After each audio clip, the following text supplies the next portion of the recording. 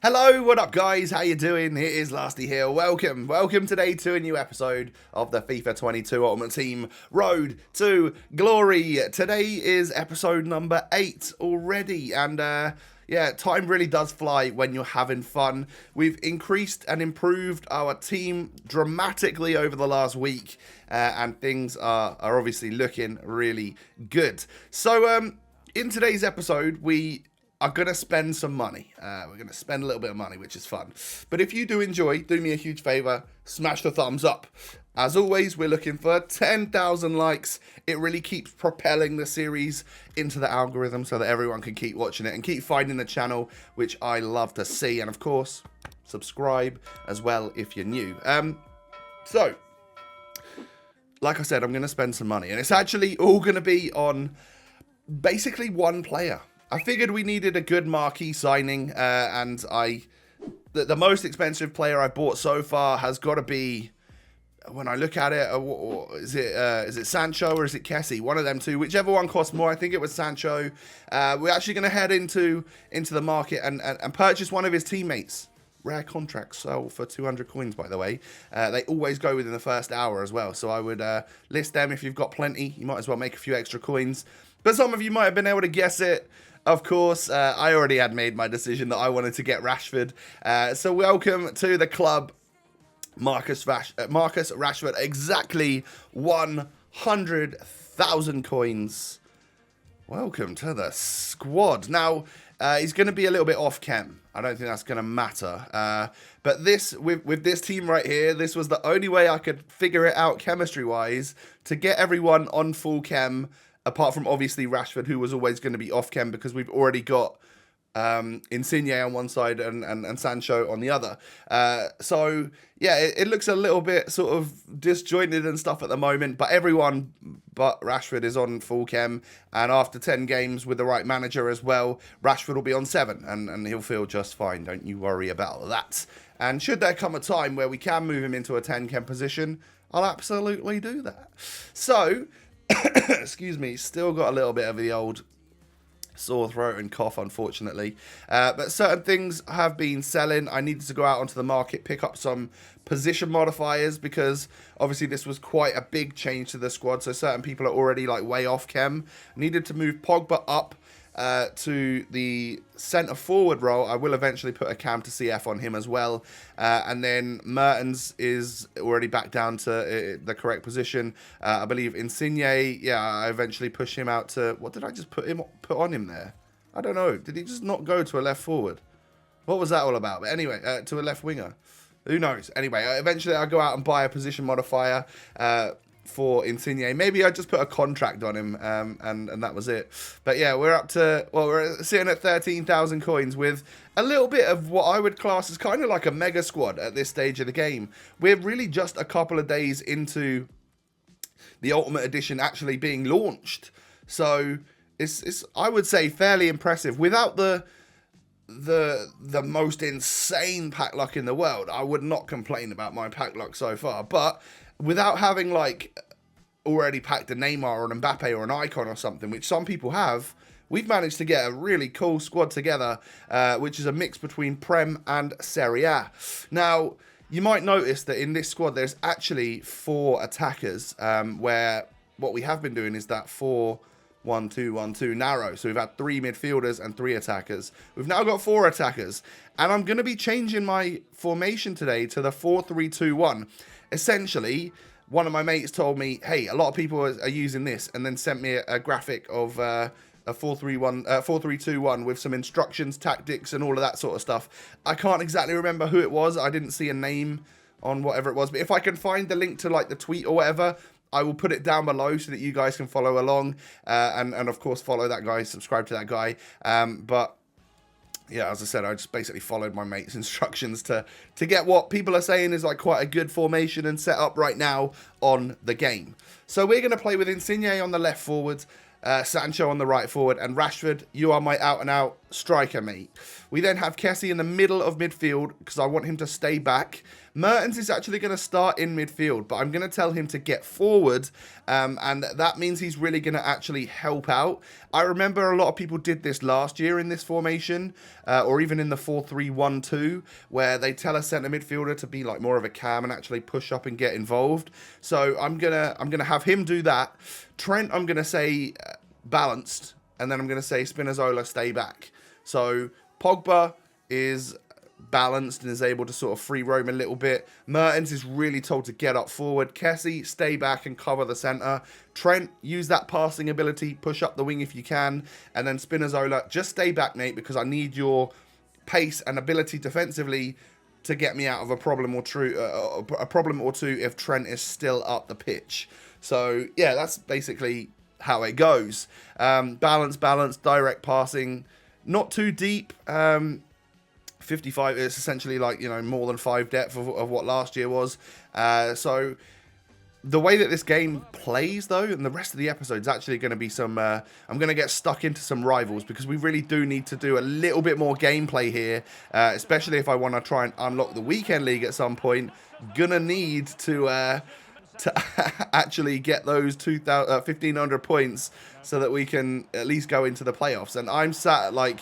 I don't know, I got like 100 and something so far. I haven't got many, and they're not going up very fast. I need to work my way up the divisions ASAP, and then we'll be all good. So I'm 1-1 at half-time against this guy. I have an XG of 1.7. His is only 0.4, so I definitely need to step up my game in the second half. And Mertens is able to put me back into the lead early doors in the second half, but I concede a kickoff goal straight away. It seems that, you know how we all used to say that the kickoff was a little bit overpowered or almost boosted, juiced. The players in defence were a little bit out of position and you couldn't really get near the strikers. Well, it seems that's a little bit the case again. I concede a lot just after I've scored. But yeah, we win a penalty like 5 minutes later, and I slot it home with Rashford, so he has now obviously got goals for the club. He then equalises on me in the 76th minute with... Raul Jimenez, of course, actually scored at the weekend for Wolves as well. And then I end up getting a penalty. I think the shot from Rashford was probably going in, but I guess the ref had already made up his mind, and I stuck down the middle this time. I kind of bluffed right, because I know I went right last time as well, and I wondered if he thought, oh, he's going to do the same thing.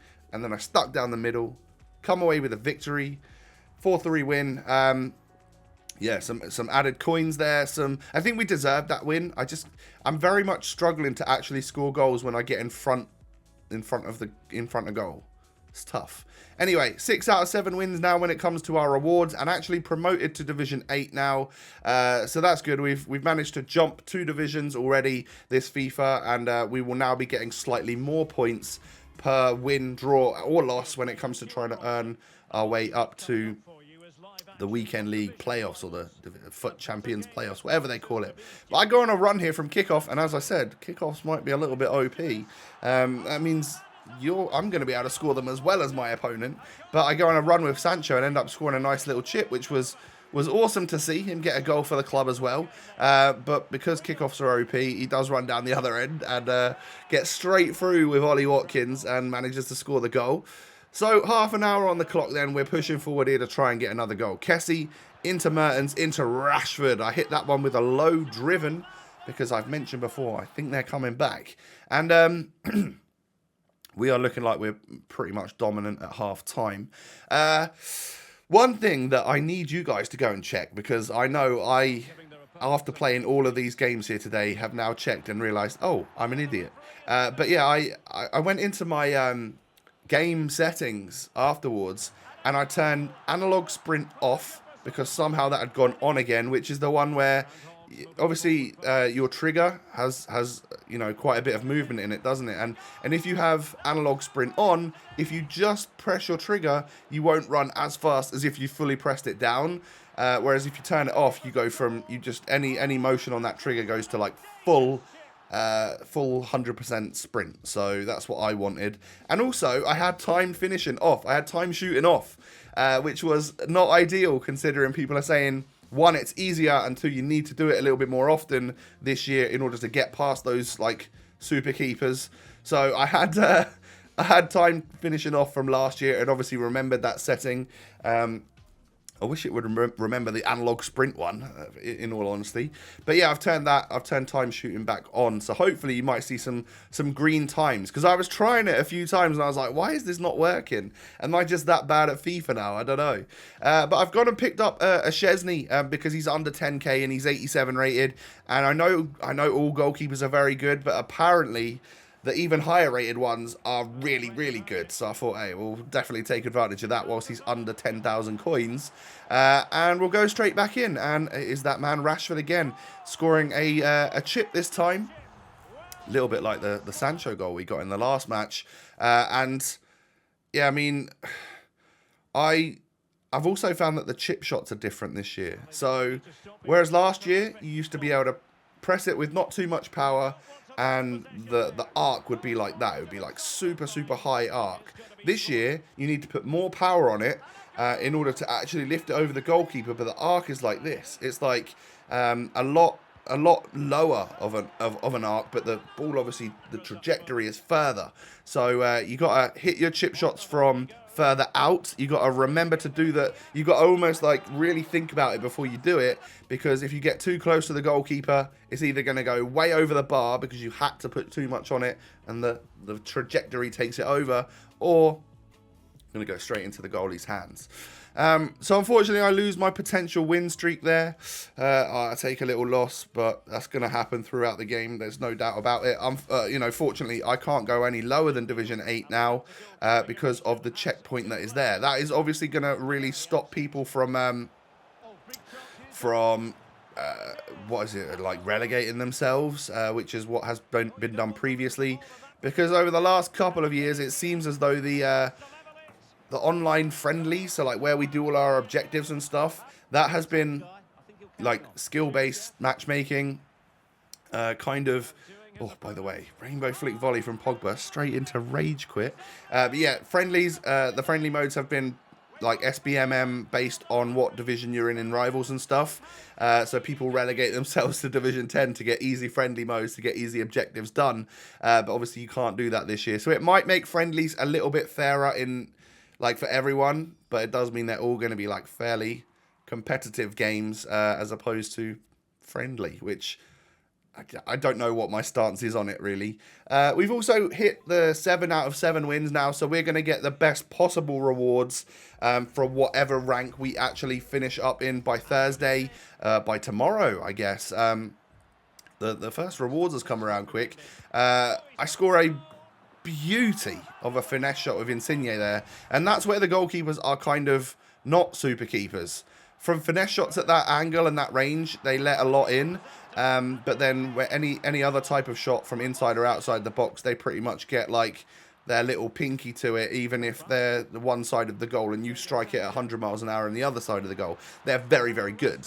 But yeah, that was a low driven with the weak foot of Rashford, and it was quite a nice goal actually. I was pleased that one actually went in. I don't think it does on a previous FIFA. My opponent's got a red card. He'd really lost his head towards the end of this game, and I got a penalty to get another goal to easily win this one, 4-0. And yeah, I mean it got me back onto good winning ways. Feeling good about it again. I'm 1 win away now from that the little fire emoji from the win streak, which means that I would go up and progress 2 times as fast whilst I keep that win streak going. So I also complete a bunch of milestones and little objectives throughout this one. I think what it does relate to though is just basically 2 little packs at the end of the episode. The first one is a little 2-player pack here. We get no boards, no walkouts. But it is a Muslera, so it's a little 81 rated player. No complaints there. You know, we we got Pogba out of a 75 plus rated rare player pack yesterday, or a couple of days ago. So there's absolutely no complaints on any of my packs. And then this one right here is an 82 plus rare, and we get boards. We don't get a walkout, but we do get boards. We get a little 83 Paulinho, not too shabby. Untradeable as well, but I can definitely use him in an SBC when it comes to when they start buffing up those ratings and I need higher rated players to go in to those challenges. So quite a lot of gameplay today, and of course a major team change, bringing in Marcus Rashford and changing the whole team around essentially for him with a change to formation and tactics. And we haven't lost many. Did we just lose one today? And got a whole bunch of wins as well, which is good, really. Settling in nicely. I think this formation and stuff is helping me a bit more. I think in an ideal world, I don't know if Insigne and Sancho will be there forever. I don't know. But I'm quite enjoying both of them. But there is also a little bit of a aerial heading meta on this game. Crossing and heading in seems to work quite a lot for people. That's all right if I can get the ball onto Rashford's head. But Sancho and Insigne are both very small and not very good in the air. So I need to maybe think about bringing some big man in there to score those headers. But yeah, that's going to wrap things up for today's episode, ladies and gentlemen. Do me a huge favour of smashing the thumbs up. I'm talking 10,000 likes, and I'd absolutely love to see it. So yeah, go ahead and smash the thumbs up. Also, subscribe to the channel as well if you're new. Thank you very much for that. I appreciate all of the new subscribers joining the channel. And of course, all of you old boys out there, all of you loyal subscribers that have been here for ages. I love you. I love you. Yeah, come and follow me on Twitter and Instagram. The links are down below, everyone. Take it easy, stay safe and healthy. Get out there, get a little bit of vitamin D by wandering around in the sunshine if it's at all possible. And enjoy your FIFA. Don't get too stressed with it. I'll catch you again tomorrow for another episode. Yeah, see you then. Peace.